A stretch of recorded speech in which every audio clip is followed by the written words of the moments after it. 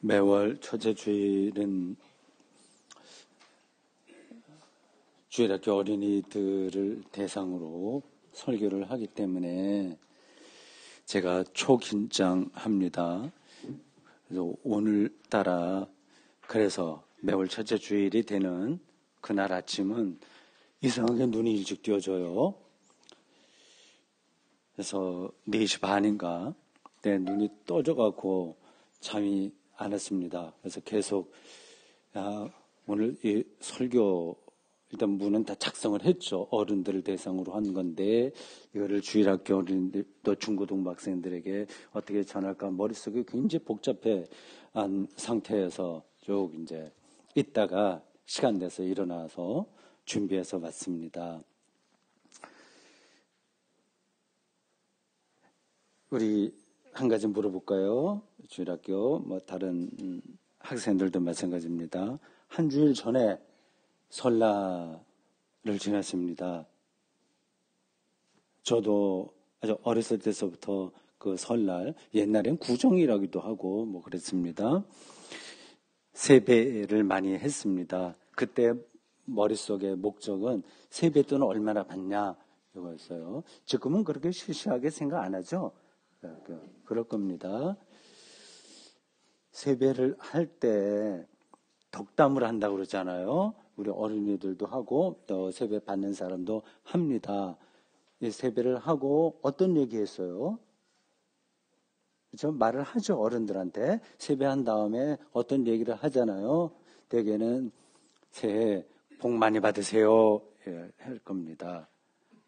서양 사람들은 영어를 쓰는 사람들은 해피 뉴 이어 이렇게 하겠죠. 해피나 복이나 같은 의미예요.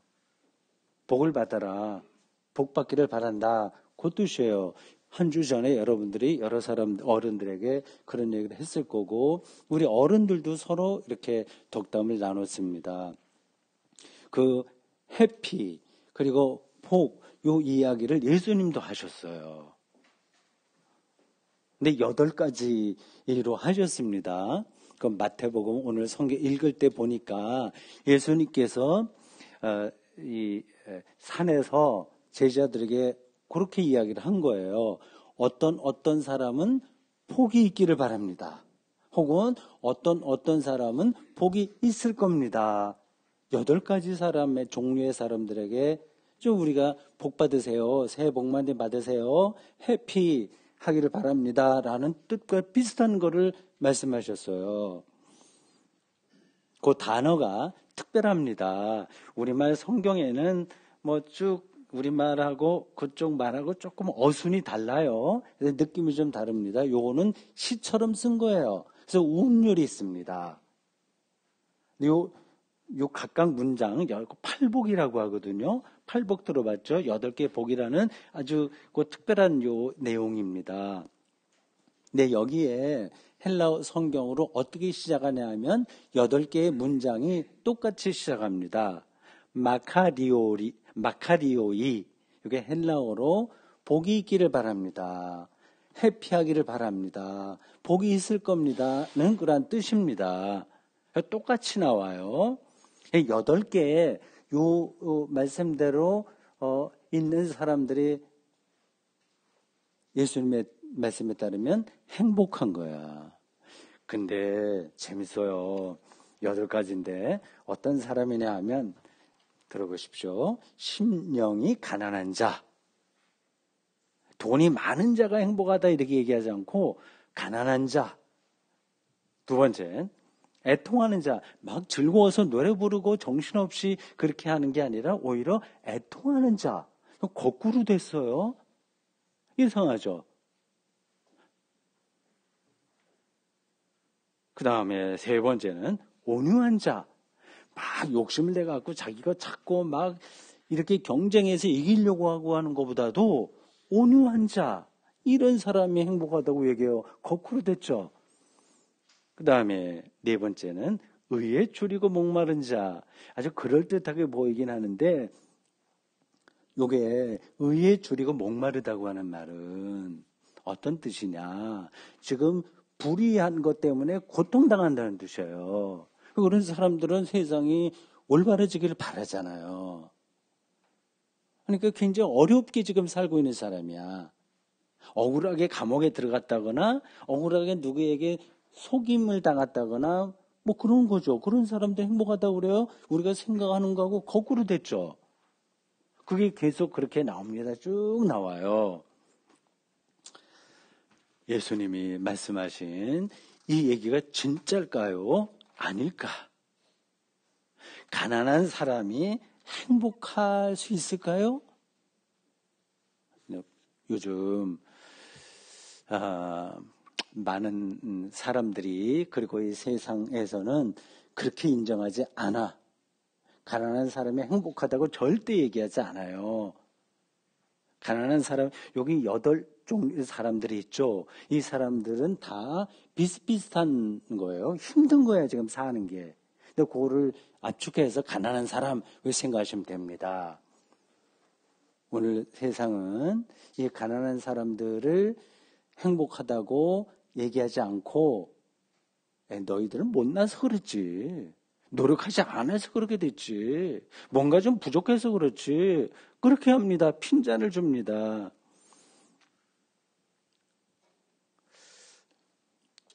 근데 그렇게 가난한 사람으로 말되는 여기 8가지 종류의 사람들이 노력하지 않아서 뭔가 못나서 아니면 게을러서 그렇게 됐을까요? 자, 생각해 보세요. 어떤 사람들은 태어날 때부터 머리가 좋은 사람이 있어. 기억력도 좋아. 그런 사람들은 시험도 잘 칠 수 있어요. 그래서 좋은 점수 받아서 좋은 학교 갈 수 있습니다. 머리가 좋게 태어났으니까. 머리가 나쁘게 태어난 사람이 있어요. 우리 여러분들이 보기에 어린이들이 보기에 목사님은 머리가 좋게 태어났겠어요? 아니면 나쁘게 태어났겠어요? 대충 중간쯤 됩니다.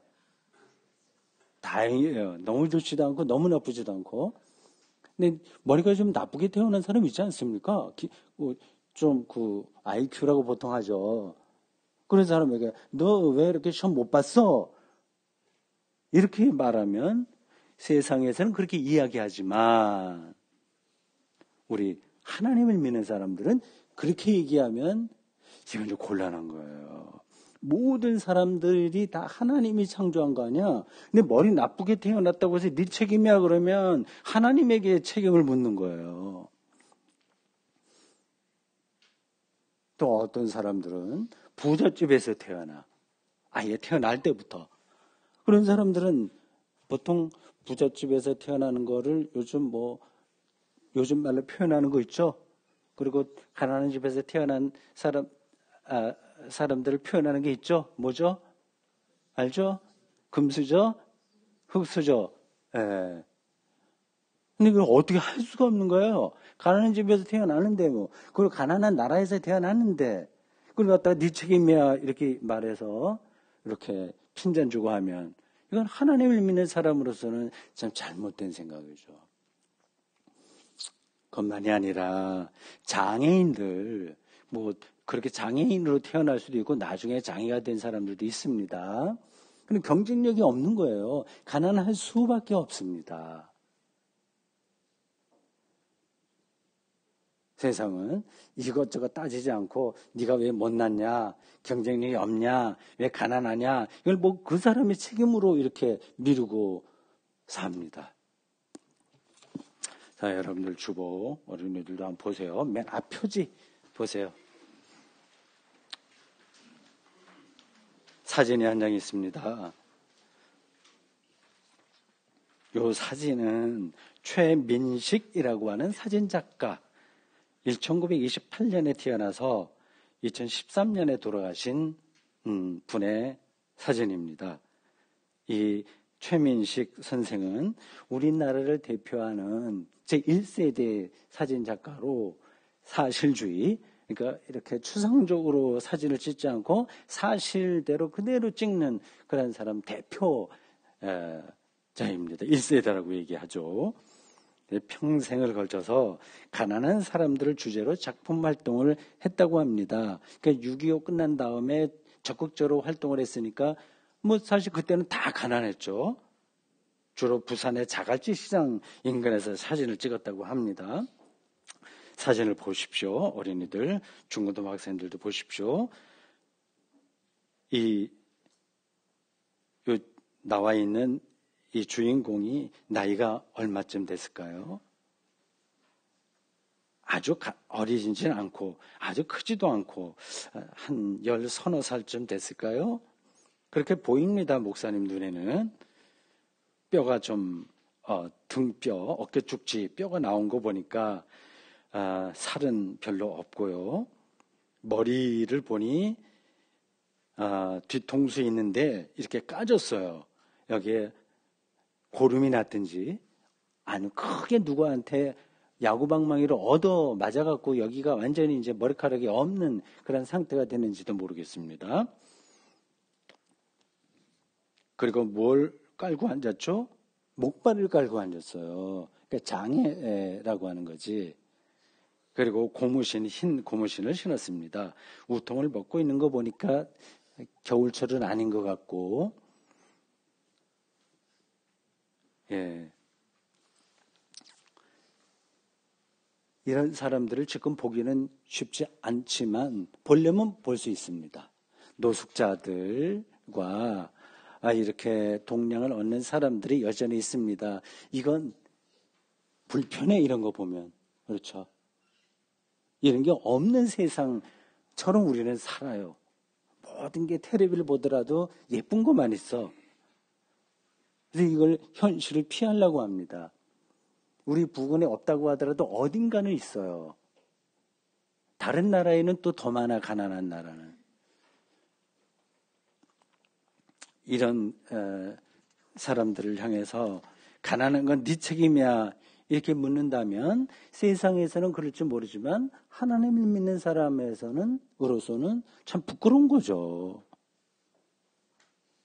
저는 우리 어린이들이 다 좋고 아름답고 즐겁고 출세하고 편안하고 그렇게 살기를 바라지만 이러한 현실을 외면하지는 않아야 된다. 그렇게 그 생각이 정말 많아요. 외면하지 말자. 그거예요. 오늘 예수님 말씀에 따르면 우리가 이 그림을 볼 때는 참 이렇게 저렇게 얼마나 힘들겠나 고통스럽겠다 생각하는데 가난한 자가 복이 있다 이렇게 얘기를 합니다. 과연 맞는 얘기일까? 틀리는 얘기일까? 아무도 이렇게 살고 싶지 않잖아요. 근데 행복하다고 그러네요. 과연 그럴 수 있을까요?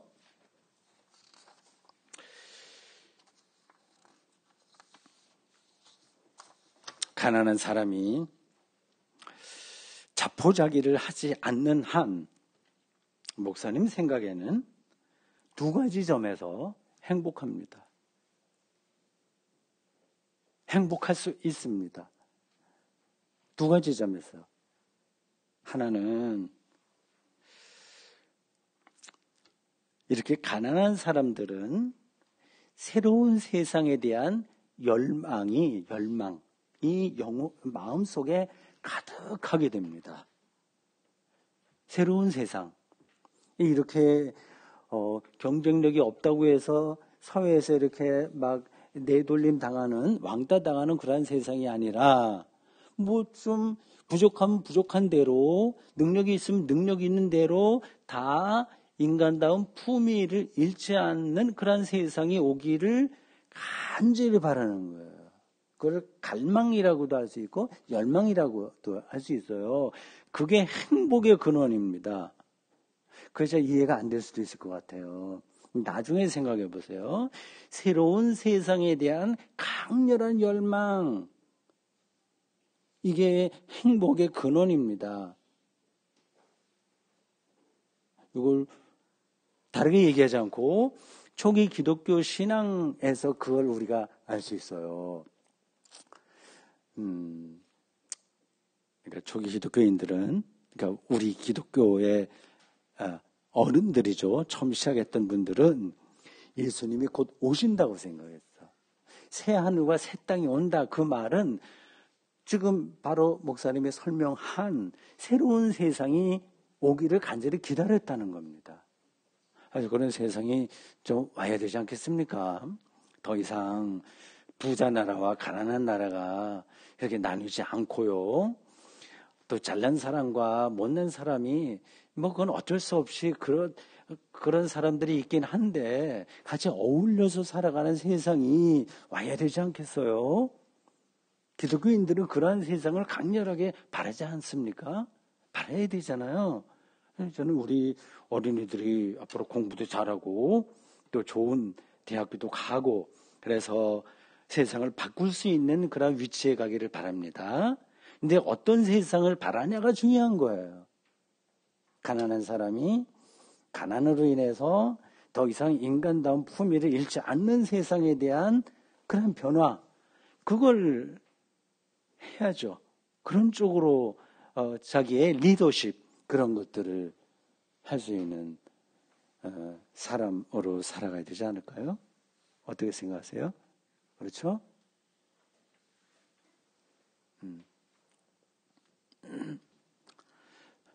또 한 가지는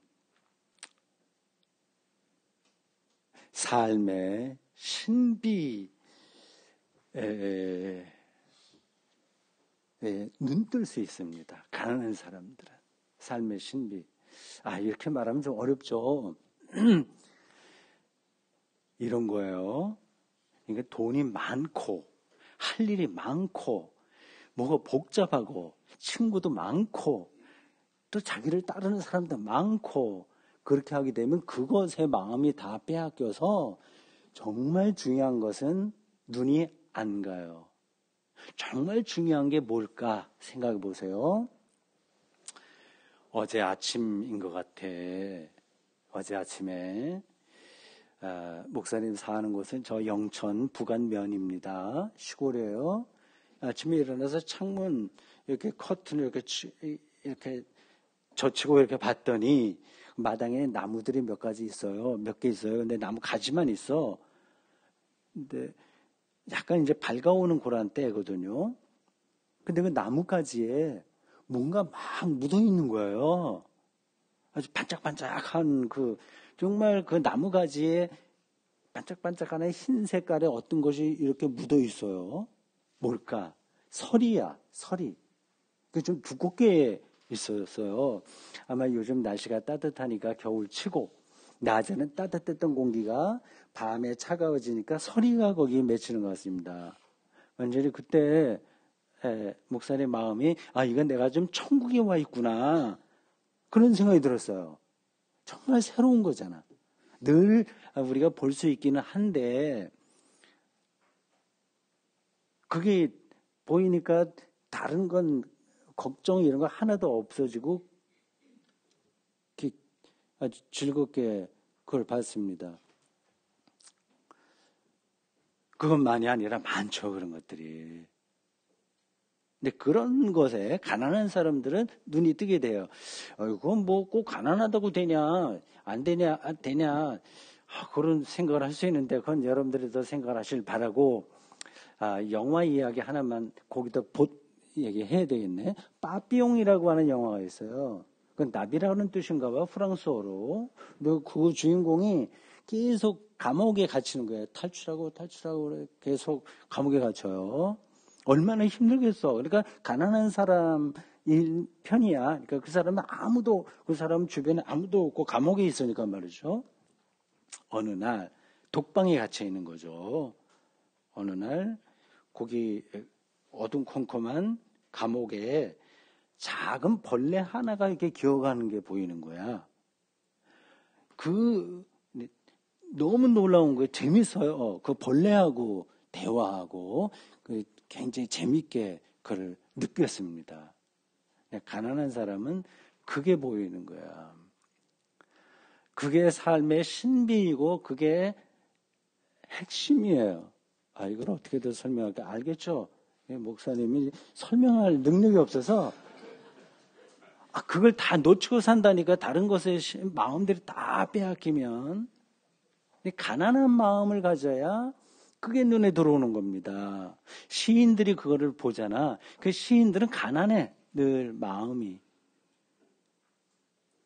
우리는 너무 이제 들떠 있지. 이렇게 막 뭐를 해야 된다는 생각으로 이렇게 붕붕붕붕 떠다녀요, 그냥.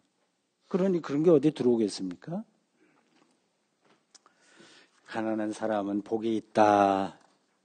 그렇게 하면서 예수님이 천국이 그들의 것이며 라고 했는데 바로 그게 이 이야기, 방금 말씀드린 그 이야기입니다. 마태복음 13장에 보면 예수님이 하늘나라에 대한 비유를 여러 개 말씀하셨는데 그 중에 하나가 이 이야기하고 딱 맞아요.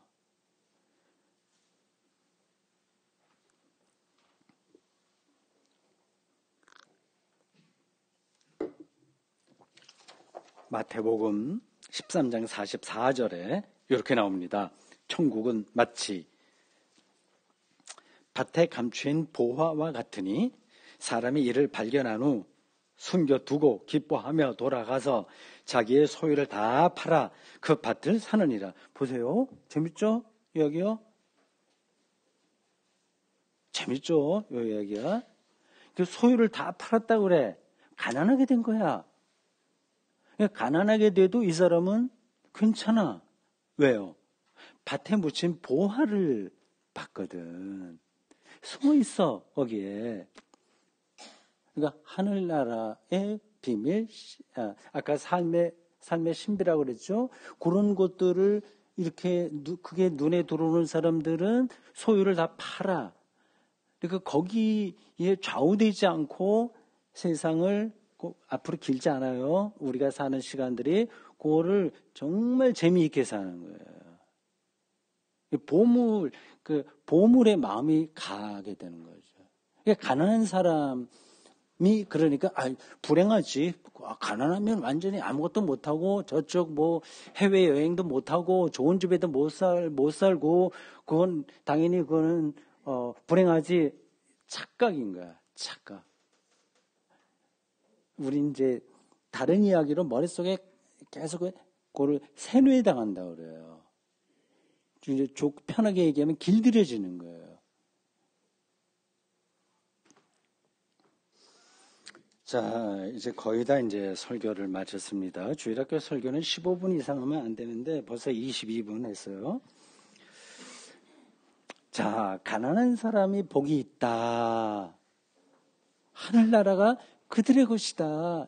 놀라운 이야기, 혁명과 같은 그런 이야기인데 그 말을 듣고 우리가 그럼 어떻게 살아야 되냐. 우리가 어린이들, 중고등부 학생들이 앞으로 펼쳐질 인생살이에서 그렇다면 우린 기독교인이니까 이 예수님의 말씀을 중심으로 살 때 어떻게 살아야 되냐. 그 질문이 가능하죠. 아마 대화식으로 하면 그런 질문을 어떤 어린이들은 저에게 할 거예요. 이겁니다. 간단하게 세 가지로. 하나는 가난의 현실을 눈여겨보자. 아까 사진 보였죠? 잊지 말아요. 집에 가서 한번 더 봐요. 이 사진. 예? 이게 아무리 외면하려고 하더라도 할 수 없는 그런 인류의 그 현실입니다. 그거를 잊지 말자. 두 번째는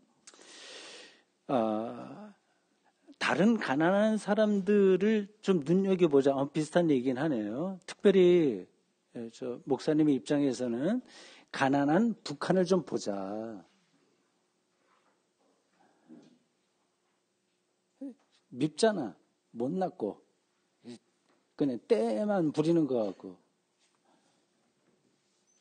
근데 그 가난한 이웃 이걸 우리가 마음속에 두고 살자 하는 거죠. 세 번째, 가난하든지 부자든지 지식이 없든지 있든지 모두에게 하늘나라, 그러니까 평화의 나라예요. 안식과 기쁨과 자유와 그 희락 그런 것이 가득한 나라를 하늘나라라고 합니다. 어떤 두려움이 없는 나라를 하늘나라라고 그래요. 그러니까 모든 사람들에게 하늘나라가 임하도록 노력하는 삶을 살겠다. 그죠. 그거 없이 우리가 뭐 기독교인이라고 할 수 있나?